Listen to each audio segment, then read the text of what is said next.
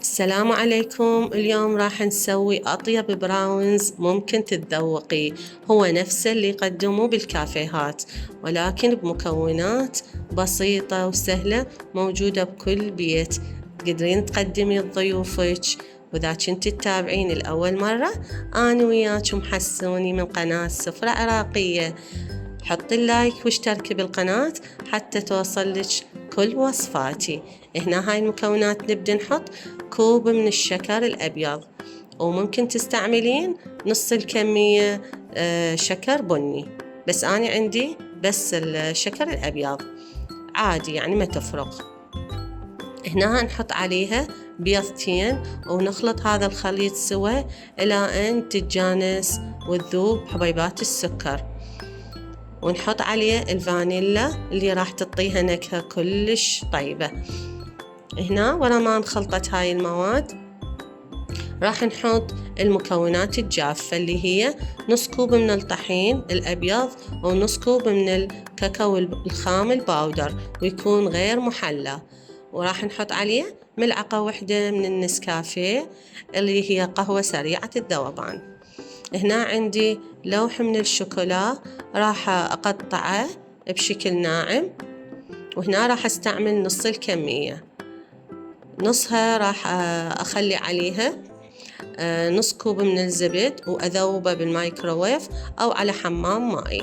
هنا حطينا خاشوقة واحدة من الزيت على الخليط ونخلطه سوا من المواد.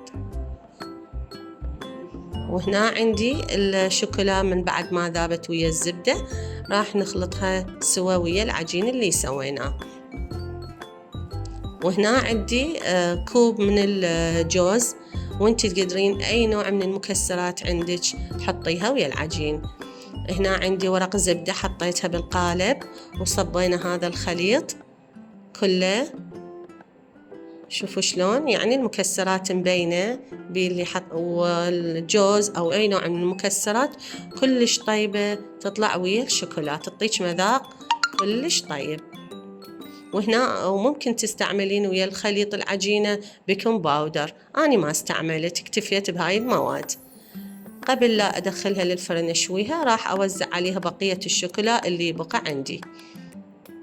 هنا ورا ما شويتها بالفرن اللي نص ساعة أطلعها تبرد قبل لا أقطعها.